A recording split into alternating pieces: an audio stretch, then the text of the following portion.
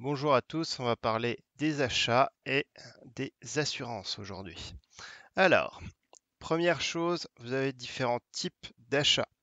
Donc, vous pouvez aller directement aller acheter chez le producteur. Si vous achetez de la viande ou du lait, par exemple, vous pouvez aller directement chez le producteur qui vous la vend en direct. Donc, c'est la vente directe, directement au producteur. Ensuite, vous pouvez aussi avoir des intermédiaires, plus ou moins d'intermédiaires. Par exemple, si vous allez acheter votre farine au meunier, eh bien, vous aurez un intermédiaire, mais un intermédiaire obligatoire, évidemment. Donc ça, on considère aussi que c'est de l'achat direct, parce qu'il faut transformer ce produit pour pouvoir l'acheter. Ensuite, vous avez l'achat de proximité. Vous allez chez votre boulanger dans votre quartier, qui lui aura acheté donc sa farine chez un meunier. Et donc du coup, achat de proximité. Et après, vous avez tout ce qui est grande distribution. En grande distribution, donc votre pain, enfin là j'ai pris l'exemple du pain, il va être fait quelque part industriellement, ou votre petit pain, ou peu importe, hein. Et ensuite, il y a deux façons de faire. Soit il est envoyé chez des grossistes, emballé, tout ça, et envoyé chez des grossistes. Les grossistes, eux, ils vont redistribuer partout en France, dans les petites épiceries, là où on vend du pain. Et puis, c'est possible aussi que vous passiez par des centrales d'achat. Les centrales d'achat, elles font exactement la même chose que les grossistes, mais sauf que c'est une marque. Vous aurez des centrales d'achat qui travaillent pour Intermarché, d'autres qui travaillent pour Auchan, d'autres pour le groupe U, etc., etc. Donc du coup, euh, eux, ils distribuent à chacun de leurs points de vente, là où il y a besoin du pain. Pourquoi on fait ça? Parce que c'est plus simple de faire une grosse centrale d'achat qui regarde à chaque fois ce qui manque un peu partout et qui redistribue en ayant beaucoup beaucoup de stock. Alors évidemment, plus vous mettez d'intermédiaires, plus le produit normalement serait cher. Euh, Chaque fois que vous déplacez quelque chose, il faut payer donc la personne qui le produit, il faut payer la personne qui le transporte, et quand il y a une transformation, il faut payer aussi cette transformation. Plus il y a d'intermédiaires, normalement, plus c'est cher. Alors des fois, enfin même assez souvent sur les produits de base, vu que les industries arrivent à produire en grande quantité, le produit est moins cher par rapport, vu qu'il y a énormément de quantité. Ça arrive. Alors, on va voir les différentes façons d'achat, les différentes façons d'avoir quelque chose pour soi. Le premier, celui du milieu, et c'est le plus connu. Vous arrivez chez le marchand, vous dites je veux ça, lui vous dit c'est tant, vous payez et c'est à vous. Ça, voilà. Ensuite, vous avez une façon d'avoir quelque chose pour vous sur un temps limité. Ça s'appelle la location.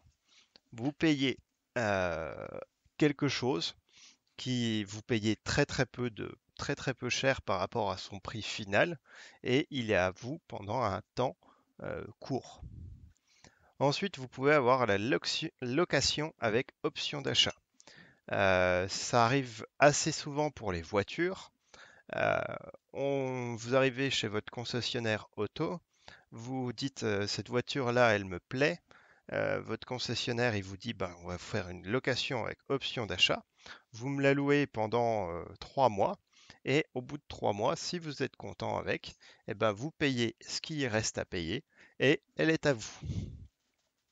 Et puis, une dernière façon d'acheter quelque chose, c'est la vente en viager. Vous payez une espèce de location jusqu'à la fin de la vie de la personne à qui vous payez. Alors ça, c'est un petit peu spéculer sur la vie de la personne, évidemment.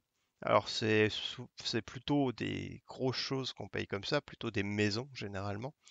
Euh, donc du coup, ça peut durer longtemps ou pas du tout. Ça dépend de la vie de la personne. Ensuite, quelques logos pour s'y retrouver dans tout ce qui est achat. Alors, CE, ça veut dire Communauté européenne. Ça veut dire que le produit, il est aux normes de la Communauté européenne. NF, ça veut dire norme française. Évidemment, c'est par rapport à la France. Alors, c'est un logo qui tend à disparaître et normalement, il est égal au CE. Normalement, les normes CE et françaises sont à peu près les mêmes.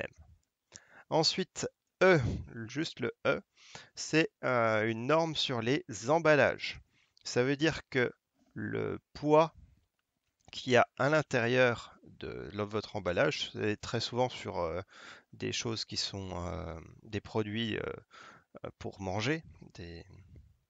Et donc du coup, ce poids qui est à l'intérieur, il correspond à peu près à ce qui est indiqué. C'est une norme par rapport à l'emballage. Évidemment, hein, si vous avez, je sais pas moi, une saucisse, toutes les saucisses ne sont pas au gramme près exactement pareilles. Eh bien, sur la boîte, il y a marqué 400 grammes. Ça veut dire que vos saucisses, elles font pas plus de 400 grammes avec un taux, enfin, une marge d'erreur possible. Ensuite, le Fair Trade. Alors, je vous en ai mis quelques-unes d'autres à côté. Fair for Life, Fair Trade Certified, etc. etc. Donc, Fair Trade en anglais, ça veut dire le marché juste. En fait, c'est des produits qui sont achetés dans des pays pauvres. Très souvent, on peut trouver du café, du chocolat, Fairtrade. Et donc, du coup, normalement, dans ces pays-là, les, les gens qui produisent cela, eh ben, on leur dit très souvent que s'ils veulent pas le vendre, enfin, les gens qui l'achètent, en gros, c'est pas leur problème. Donc, du coup, ils peuvent casser les prix. Le Fairtrade essaye de lutter contre ça. Ils essayent de faire en sorte que les personnes qui produisent ces biens-là, ou ces denrées alimentaires, soient justement rémunérées pour leur travail, et non pas qu'on casse les prix sur eux, euh, et donc qu'ils n'arrivent pas à vivre de leur travail. Et ensuite, les, les normes de recyclage. Alors je pense que tout le monde a déjà vu les deux flèches que voilà. Les deux flèches, elles veulent pas dire que c'est recyclable. Ça veut juste dire que le fabricant paye une espèce de taxe pour collecter les déchets. Ça veut en aucun cas dire que c'est recyclable. Le ruban de Moebius qu'on voit là, donc les trois flèches enfin les unes à la suite des autres, ça veut dire que c'est recyclable. Et on peut avoir un pourcentage à l'intérieur pour dire que tout n'est pas recyclable à 100%. Et puis, évidemment, la personne qui trie, eh ben, ça veut dire qu'il faut trier ce déchet, histoire qu'il soit recyclé. Bien, quand vous achetez un appareil électroménager, il faut faire gaffe aux étiquettes que vous aurez dessus. Euh, je pense que enfin, c'est rentré dans le commun maintenant. Tout le monde a déjà vu les normes d'énergie. Donc, vous pouvez avoir A, A+, A, B, C, etc., etc. Eh bien, ça veut dire que votre appareil utilise plus ou moins d'énergie et plus ou moins énergivore. Et là, sur ces machines à laver, vous en avez donc plein de différentes et elles ont aussi des caractéristiques différentes. Par exemple, là, on voit le nombre de litres qu'elle consomme, combien on peut mettre de kilos d'habits dedans, etc., etc., si elles font du bruit, tout ce qui est enfin, électrique, combien d'électricité elles utilisent, etc. Pour aider à choisir, vous avez des associations de consommateurs. La plus connue, c'est UFC Que Choisir, qui font des comparatifs des différents matériels les uns avec les autres pour voir c'est lesquels les mieux et s'ils correspondent donc aux normes qui sont qui sont donnés par les fabricants. Bien, pour acheter quelque chose, il faut pouvoir le payer. Vous avez différents moyens de paiement. Je pense que les trois premiers, vous les connaissez assez facilement. Le premier, c'est vous payez en espèces ou en cash, comme on dit.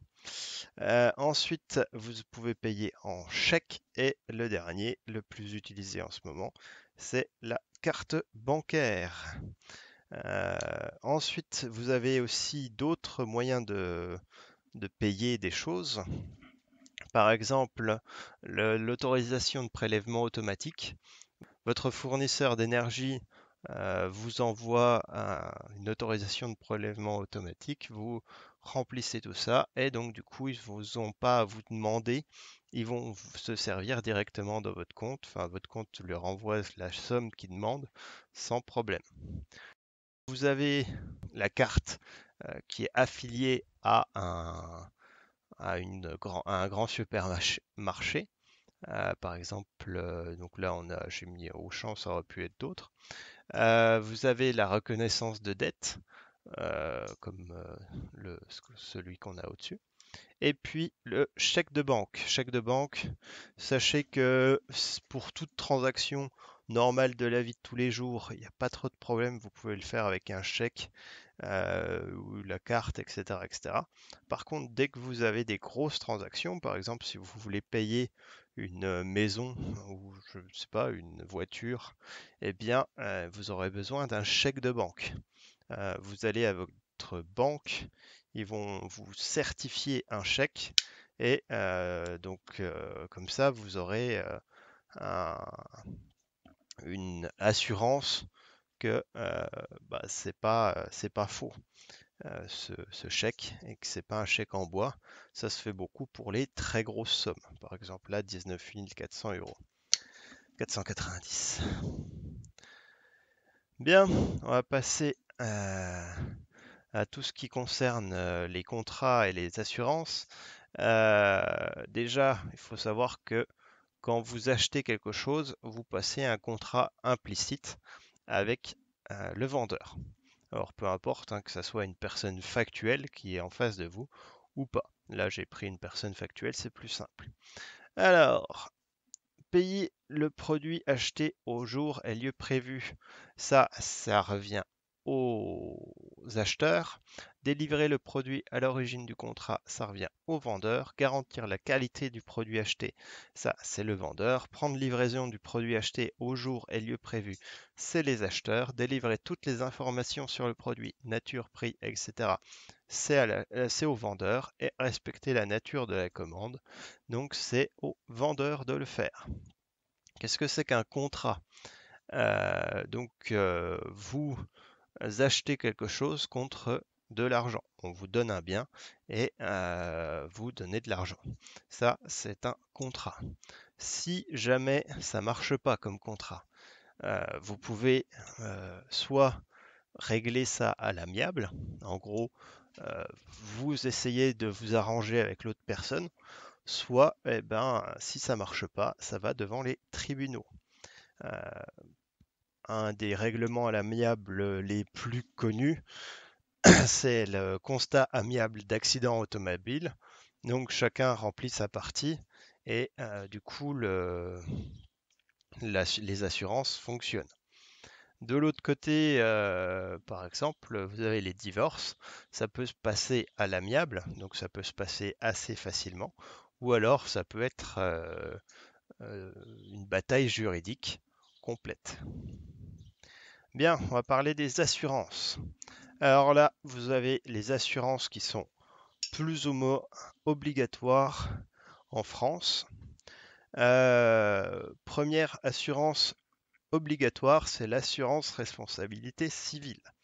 En gros, si vous détruisez un bien ou si vous cassez un bien qui ne vous appartient pas, eh bien, c'est votre assurance responsabilité civile qui va payer les frais. Vous avez tous une assurance santé. Alors l'assurance santé, en France, elle est un peu compliquée. Il y a une partie qui est payée par l'État, une partie qui est payée enfin qui est privé, etc., etc. On a déjà regardé ça dans d'autres chapitres, on va pas revenir dessus. Si vous avez une maison, ce qui n'est pas le cas de tout le monde, je rappelle, vous devez avoir une assurance habitation. Et si vous avez une voiture, vous devez avoir une assurance voiture. C'est obligatoire. Donc tout ça, c'est des contrats. On va revenir sur comment ça marche tout à l'heure. Et puis, vous pouvez faire assurer tout et n'importe quoi. Par exemple, il y a des grands œnologues qui ont fait assurer leur palais. Si jamais, par exemple, ils se brûlent très sauvagement le palais, donc dans la bouche, et donc du coup, ils ne peuvent plus assurer leur travail, eh bien, il y a l'assurance qui va leur donner une contrepartie. On peut faire assurer exactement tout ce qu'on veut. Alors, comment ça marche?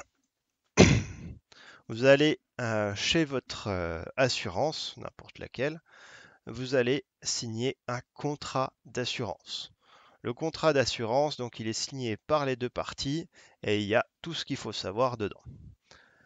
L'assuré, lui, tous les mois ou tous les ans, ou enfin par périodicité, eh bien, il va payer une prime d'assurance.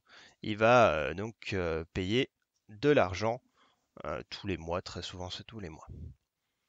Votre assurance, si il se passe rien, s'il n'y a pas de souci, eh bien, juste vous lui donnez de l'argent tout le temps. Par contre, le jour où vous avez un problème par rapport à ce que vous avez assuré, là, donc il a assuré sa moto, il a cassé sa moto, eh bien, votre assurance, elle va venir faire le constat que bah, c'est bien votre moto qui est en train d'être, enfin, qui a été cassée, que ça rentre dans votre contrat d'assurance. Et si ça rentre bien dans votre contrat d'assurance, eh bien, vous êtes dédommagé ou remboursé, etc., etc. Voilà, j'espère que cela vous aura éclairé un peu. Bonne semaine, au revoir.